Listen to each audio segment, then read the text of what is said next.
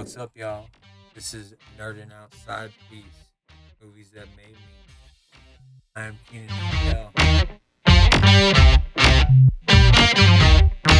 Professor X in my temple, show me the X-Men symbol. First movie we're talking about today is 13, with Kevin Costner starring vehicle, where once again he is JFK adjacent. For 13 extraordinary days in October of 1962, the world stood on the brink of unthinkable catastrophe. Across the globe, people anxiously awaited the outcome of a harrowing political, diplomatic, and military confrontation that threatened to end in an apocalyptic nuclear exchange between the United States and the Soviet Union. 13 Days captures the urgency, suspense, and paralyzing chaos of the Cuban Missile Crisis. 13 Days is a movie that is held near and dear to my heart, but 13 Days is a 2000 American historical political thriller film. It dramatizes the Cuban Missile Crisis of 1962, seen from the perspective of the U.S. political leadership. Kevin Costner stars as top White House assistant Kenneth P. O'Donnell. And Kevin Costner is a badass. Y'all never got it. We fuss and we fight. And we get pissed off.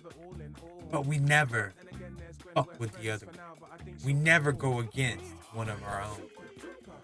And Kenneth O'Donnell, dope shit. You got Bruce Greenwood featured as President John F. Kennedy. Stephen Culp as Attorney General Robert Kennedy. And both of those do great portrayals. And this portrayal of Kennedy is a portrayal of him not like a sexual dynamo. This dude's got a hurt back. It's like a year before his death.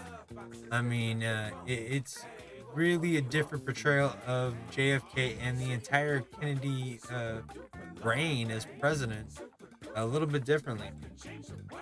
And Dylan Baker as Robert McNamara, a great character actor. And to me, he pretty much steals the fucking show. I mean, that movie is made by Robert McNamara getting like pissed off in this whole game of chess that they're playing with a political barricade that's holding the Soviets back. And this is the beginning of the Cold War. Like, shit was going nuts right there. Cuban Missile Crisis, Bay of Pigs. They're right off the coast of America. Like, it was some scary shit, bro. It's a great movie that made us. And oh, hey, here's a tip. All these movies are free on YouTube right now. And if you have YouTube Premium, no commercials, motherfucker.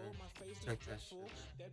So, UHF, or as is known across the world, the Vidiot, from UHF, starring Weird Al Yankovic. I believe it's his only starring vehicle. It's the only movie I know of Weird Al Yankovic. After he made this, Hollywood was like, nah, we don't need you. After losing yet another job, George, Weird Al Yankovic, wonders if there's any career that can handle his outrageous personality.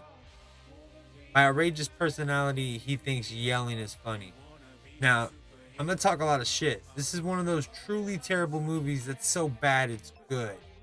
And this also holds a place near and dear in my heart because in the 6th grade, me and all my friends found this movie. And me, being Keenan and Kel, was always called Conan. In this movie, it's Conan the Librarian. And that was just kind of a fucking shit. Conan the Librarian. Alright, so when George's uncle hands him the deed to a local TV station, George creates a series of television shows based on social satire and hyperactive humor. With the help of his best friend Bob, David Bowe, who, let me just say, in the 80s, we didn't give a shit about hairline. I said, no, we're going to let it go. However, a rival station, his bitter CEO, tries to destroy George's wacky programming, forcing him to fight back. And the fight back ends in like a Jerry Lewis type television. Again, this is a truly terrible movie. And he's going to teach poodles how to fly. He throws them out the fucking window. That thud of the poodle hitting the fucking ground. And you get Weird Al Yankovic's song, Beverly Hillbillies. Beverly Hillbillies. Don't Stand So Close to Me. Free on YouTube. Watch it. Enjoy it. Save your money for a fucking month. Just watch a free flick on YouTube. This was like the epitome of 90s. Male chauvinist pig.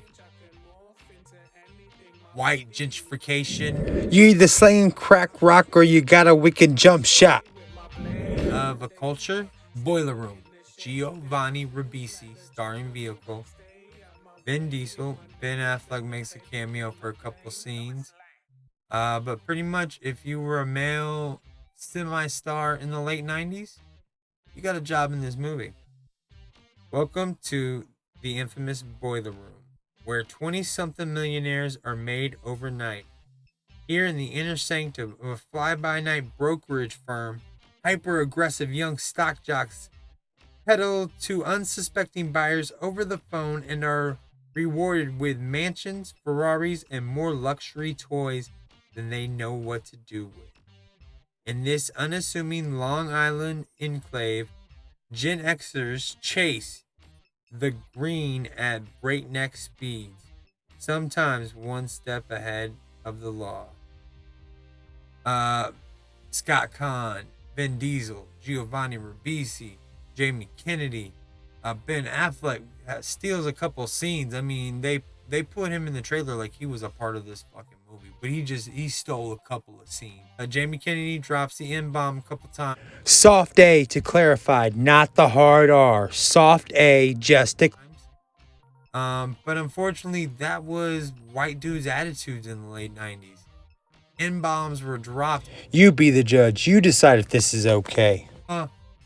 Watch the movie. Not cool anymore, but great free movie on fucking YouTube right now. So that's 3 movies I gave you. 13 Days with Kevin Costner and my friend Weird Al Yankovic in his only starring vehicle, UHF. Boiler Room with Giovanni Ribisi. Thanks for joining us here at Movies That Made Me. I'm Keenan and Kel, better known as Conan, the librarian. Her name is Lois Lane. She makes me go insane. I put some glasses on my face so she don't know my name. I might fly by her place.